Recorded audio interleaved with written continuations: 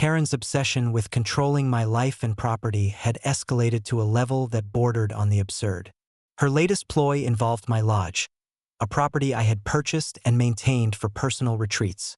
She claimed, without any legal or contractual standing, that she had reserved it for 100 visitors for a weekend event. According to her, it was a community necessity, and I was being unreasonable by denying access. I received the notice midweek, delivered with the same smug certainty that had characterized all of Karen's previous attacks.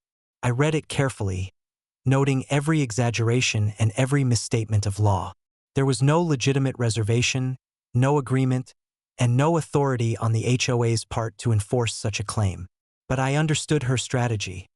She believed that overwhelming me with audacity would force compliance. Rather than confronting her directly, I implemented a strategic countermeasure. I secured every entrance to the lodge, ensuring that access could only be gained by authorized keys and codes, all of which were under my exclusive control. At the same time, I posted clear signage stating that the property was private, monitored, and legally protected. Every precaution was designed not only to prevent intrusion but also to create a documented record of her attempted overreach. When Karen and her entourage arrived that weekend, expecting a fully accessible lodge ready for their 100 visitors, they were met with locked gates, alarms, and posted notices. Her outrage was immediate and theatrical. She shouted, gestured, and attempted to argue with my security staff, who simply documented everything and remained neutral, as instructed. The spectacle was, of course, being recorded by multiple cameras positioned around the property. Instead of responding with anger, I escalated strategically.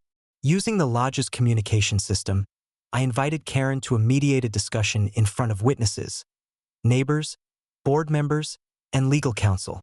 The goal was not to argue but to demonstrate that her claims were legally invalid. Every attempt she made to assert control over the lodge was met with calm, precise explanations of property law, contractual rights, and recorded documentation of the lodge's private status. Her frustration was palpable.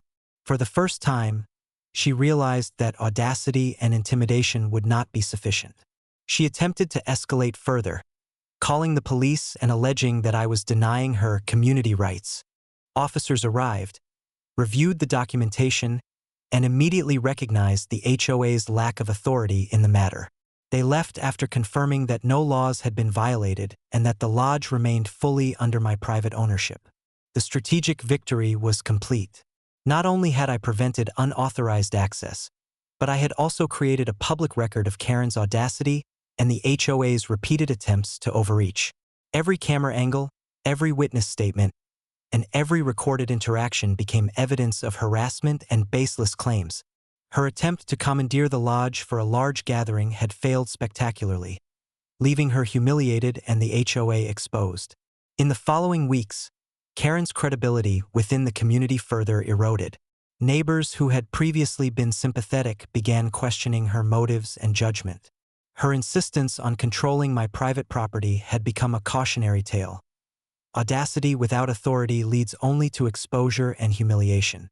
The lodge, meanwhile, remained a private sanctuary, fully secure and fully under my control. My preparation, documentation, and calm strategy had neutralized what could have been a chaotic confrontation, turning it instead into another decisive proof of the HOA's overreach and Karen's persistent failure. By the end of the weekend, the message was clear to all. My property was mine, legally protected, and fully controlled. Karen's attempts to assert authority, even in the face of evidence and law, were meaningless. The HOA's credibility had been chipped away further, while my reputation for foresight, preparation, and unwavering control continued to grow. Every attempt she made to assert influence only reinforced the lesson.